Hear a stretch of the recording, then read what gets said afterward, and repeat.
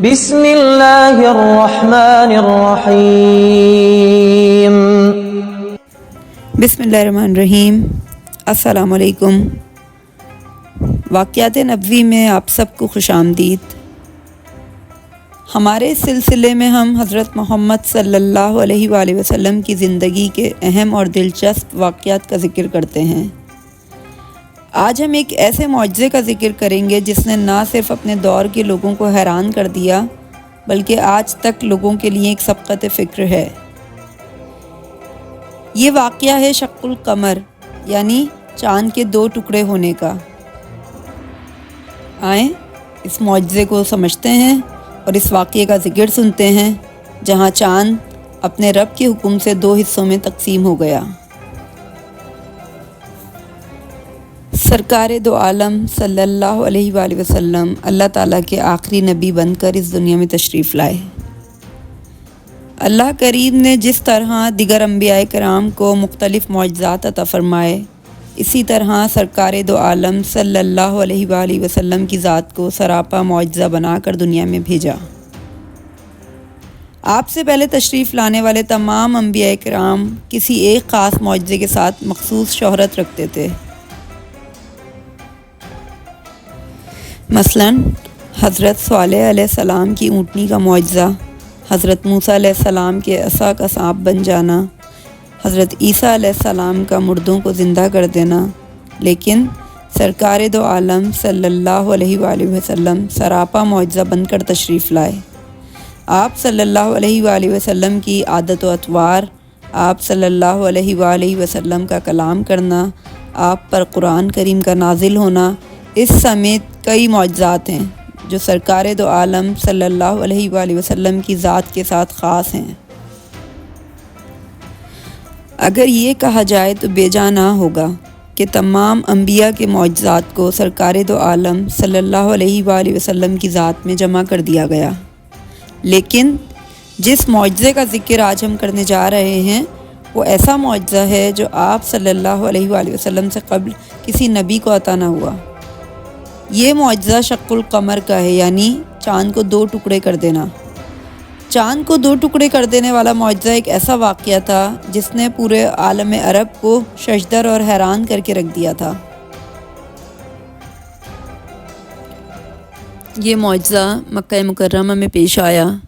حضرت محمد صلی اللہ علیہ وآلہ وسلم نے جب نبوت کا اعلان کیا تو بہت سے لوگ آپ کے خلاف ہو گئے تھے۔ حالانکہ آپ کے دو چچا ابو جہل اور ابو لہب اور اس کے بیٹے بھی آپ کے جانی دشمن بن بیٹھے، مگر آپ صلی اللہ علیہ وآلہ وسلم اللہ کے سچے اور محبوب تر نبی تھے۔ دشمنوں سے بھرے اس دنیا میں آپ نے خدا کی تبلیغ کا دامن نہ چھوڑا۔ زید ابن عباس کے حوالے سے بیان کرتے ہیں کہ یہودیوں کے دینی پیشواؤں نے رسول اللہ صلی اللہ علیہ وآلہ وسلم کی خدمت میں پیش ہو کر کہا، اگر آپ خدا کے سچے اور محبوب تر نبی ہیں تو اپنے معجزات دکھائیں۔ حضرت خباب رضی اللہ تعالیٰ عنہ فرماتے ہیں کہ ایک روز میں حضور نبی کریم صلی اللہ علیہ وآلہ وسلم کی خدمت میں گیا، اور یہ وہ زمانہ تھا جب ہم پر خوب ظلم کیا جاتا تھا۔ میں نے آپ صلی اللہ علیہ وآلہ وسلم سے عرض کیا، اے اللہ کے رسول، کیا آپ ہمارے لیے دعا نہیں فرماتے؟ میرے یہ الفاظ سنتے ہی آپ سیدھے ہو کر بیٹھ گئے۔ آپ کا چہرہ مبارک سرخ ہو گیا۔ پھر آپ نے فرمایا، تم سے پہلی امت کے لوگوں کو اپنے دین کے لیے کہیں زیادہ عذاب برداشت کرنے پڑے۔ ان کے جسموں پر لوہے کی کنگھیاں کی جاتی تھیں جس سے ان کی کھال اور ہڈیاں الگ ہو جاتی تھیں، مگر یہ تکالیف بھی انہیں ان کے دین سے نہ ہٹا سکی۔ ان کے سروں پر آرے چلا چلا کر ان کے جسم دو کر دیے گئے، مگر وہ اپنا دین چھوڑنے پر تیار پھر بھی نہ ہوئے۔ اس دین اسلام کو اللہ تعالیٰ اس طرح پھیلا دے گا کہ صنع کے مقام سے حذر موت جانے والے سوار کو سوائے اللہ تعالیٰ کے کسی کا خوف نہیں ہوگا، یہاں تک کہ چرواہے کو اپنی بکریوں کے متعلق بھیڑیوں کا ڈر بھی نہیں ہوگا۔ حضرت خباب رضی اللہ تعالیٰ عنہ فرماتے ہیں کہ ایک دن میرے لیے آگ دہکائی گئی، پھر وہ آگ میری کمر پر رکھ دی گئی، اور پھر اس کو اس وقت تک نہیں ہٹایا گیا جب تک کہ وہ آگ میری کمر کی چربی سے بجھ نہ گئی ہو۔ ایسے ہی لوگوں میں حضرت عمار بن یاسر رضی اللہ تعالیٰ عنہ بھی تھے۔ حضرت عمار بن یاسر رضی اللہ تعالیٰ عنہ کو ان کے دین سے پھیرنے کے لیے مشرکوں نے طرح طرح کے ظلم کیے، آگ سے جلا جلا کر عذاب دیے، مگر وہ دین اسلام پر قائم رہے۔ علامہ ابن جوزی رحمۃ اللہ علیہ لکھتے ہیں، ایک مرتبہ محمد صلی اللہ علیہ وآلہ وسلم اس طرف تشریف لے جا رہے تھے۔ اس وقت حضرت عمار رضی اللہ تعالیٰ عنہ کو آنکھ سے جلا کر تکلیف پہنچائی جا رہی تھی۔ ان کی کمر پر جلنے کی وجہ سے کوڑ جیسے سفید داغ پڑ گئے تھے۔ محمد صلی اللہ علیہ وآلہ وسلم نے ان کے سر پر ہاتھ پھیرا اور فرمایا، اے آنکھ ٹھنڈی اور سلامتی والی بن جا، جیسا کہ تو ابراہیم علیہ السلام کے لیے ہو گئی تھی۔ اس دعا کے بعد انہیں آنکھ کی تکلیف محسوس نہیں ہوتی تھی۔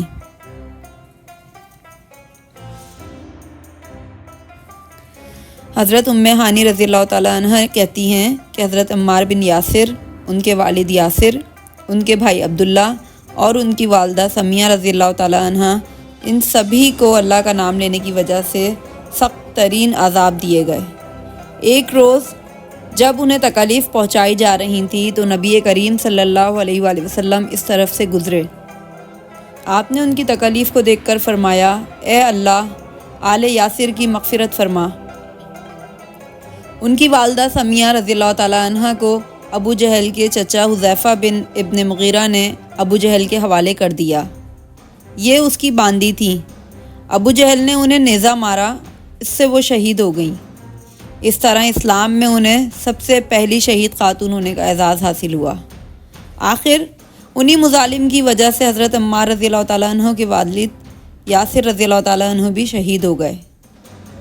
اپنے ان مظالم اور بدترین حرکات کے ساتھ ساتھ یہ لوگ حضور اکرم صلی اللہ علیہ وآلہ وسلم سے معجزات کا مطالبہ بھی کرتے رہتے تھے۔ ایک روز ابو جہل دوسرے سرداروں کے ساتھ حضور نبی کریم صلی اللہ علیہ وآلہ وسلم کے پاس آیا اور بولا، اے محمد، اگر تم سچے ہو تو ہمیں چاند کے 2 ٹکڑے کر کے دکھاؤ، وہ بھی اس طرح کہ ایک ٹکڑا ابو قبیس پہاڑ پر نظر آئے اور دوسرا قیقان پہاڑ پر نظر آئے۔ مطلب یہ تھا کہ دونوں ٹکڑے کافی فاصلے پر ہوں تاکہ اس کے 2 ٹکڑے ہونے میں کوئی شک نہ رہ جائے۔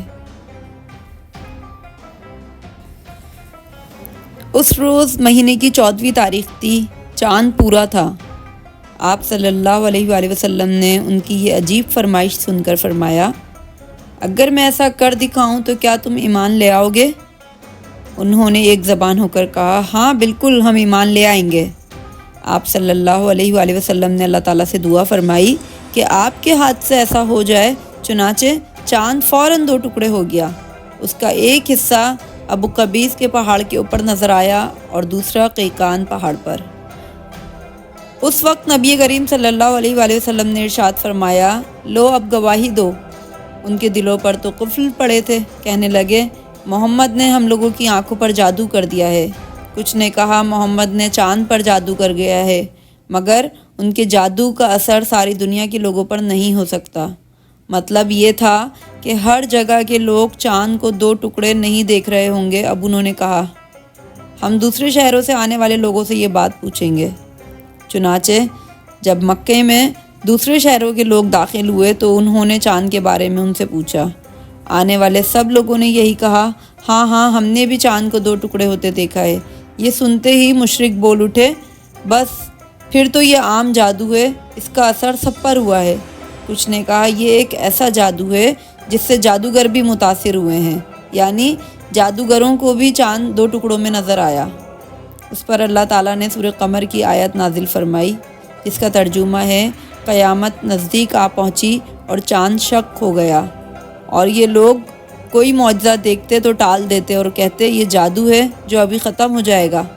مختلف قوموں کی تاریخ سے یہ بات ثابت ہوتی ہے کہ چاند کا 2 ٹکڑے ہونا صرف مکے میں نظر نہیں آیا تھا، بلکہ دوسرے ملکوں میں بھی اس کا مشاہدہ کیا گیا تھا۔ اسی طرح ایک دن مشرکین نے کہا، اگر آپ واقعی نبی ہیں تو ان پہاڑوں کو ہٹا دیجئے جن کی وجہ سے ہمارا شہر تنگ ہو رہا ہے، تاکہ ہماری آبادیاں پھیل کر بس جائیں، اور اپنے رب سے کہہ کر ایسی نہریں جاری کرا دیں جیسی شام اور عراق میں ہیں، اور ہمارے باپ داداؤں کو دوبارہ زندہ کرا کے دکھائیں۔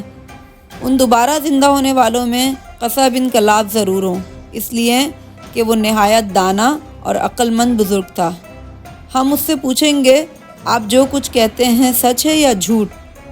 اگر ہمارے ان بزرگوں نے آپ کی تصدیق کر دی اور آپ نے ہمارے مطالبے پورے کر دیے تو ہم آپ کی نبوت کا اقرار کر لیں گے اور جان لیں گے کہ آپ واقعی اللہ کی طرف سے بھیجے ہوئے ہیں۔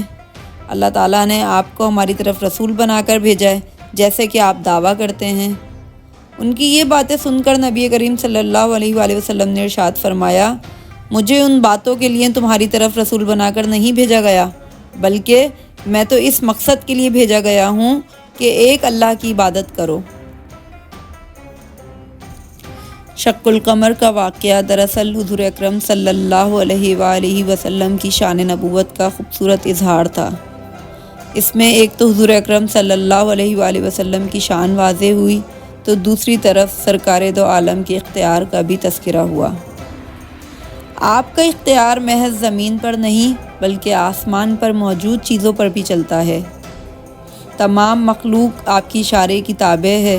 آپ چاہیں چاند کو 2 ٹکڑے کر دیں، پسند فرمائیں تو غروب ہوتا ہوا سورج واپس لے آئیں، آپ پسند فرمائیں تو اللہ آسمان سے بارش نازل کر دے اور خواہش کریں تو اللہ تعالیٰ بارش واپس لے لے۔ حضور اکرم صلی اللہ علیہ وآلہ وسلم کو عطا کردے بہت سارے معجزات ہیں۔ میں صرف یہی کہنا چاہوں گی کہ چاند کے 2 ٹکڑے ہونے کا واقعہ حضور اکرم صلی اللہ علیہ وآلہ وسلم کی نبوت کی صداقت کی دلیل اور آپ کے اختیارات کا اظہار ہے، اور آپ کے بے شمار معجزات میں سے یہ ایک معجزہ ہے۔ ہر دور میں علماء کرام نے سرکار کے موجودات کا شرح و بسط کے ساتھ بیان کیا ہے اور بندہ مومن کے ایمان کو تازہ کیا ہے۔ اللہ تعالیٰ ہمیں آقا دو عالم صلی اللہ علیہ وآلہ وسلم کی محبت عطا فرمائے۔ اس معجزے نے کافروں کو خاموش کر دیا، لیکن وہ جو اپنے دلوں میں انکار کیے بیٹھے تھے انہوں نے پھر بھی اسے جادو قرار دیا۔ مگر آج تک چاند کے 2 ٹکڑے ہونے کا واقعہ قرآن و سنت میں قائم ہے اور انسانی تاریخ کا یہ حصہ ہے۔ یہ واقعہ ہمیں سمجھاتا ہے کہ اللہ تعالیٰ کی قدرت ہر چیز پر غالب ہے اور نبی کریم صلی اللہ علیہ وآلہ وسلم کا ہر معجزہ حق ہے۔ یہ چاند کا 2 ٹکڑے ہونا ان لوگوں کے لیے ایک دلیل ہے جو سچے دل کے ساتھ حق کی تلاش کرتے ہیں۔ آج بھی اس واقعے کو یاد کرنا ہمیں یہ یقین دلاتا ہے کہ اللہ تعالیٰ اپنے پیغمبروں کو ایسے معجزے عطا فرماتا ہے جو انسانی سمجھ سے بالاتر ہیں۔ میں امید کرتی ہوں کہ آپ کو یہ واقعہ پسند آیا ہوگا۔ آپ کی قیمتی رائے میرے لیے بہت اہم ہے، اس لیے کامنٹس میں ضرور اپنے خیالات کا اظہار کریں، اور اگر آپ نے ابھی تک میرے چینل کو سبسکرائب نہیں کیا تو ضرور کریں تاکہ آپ مزید دلچسپ واقعات سے مستفید ہو سکیں۔ اللہ تعالیٰ ہم سب کو اپنے حفظ و امان میں رکھے، آمین۔ مجھے اور میری فیملی کو ہمیشہ دعاؤں میں یاد رکھیے گا۔ اللہ تعالیٰ ہم سب کا حامی و ناصر ہو۔ اللہ حافظ۔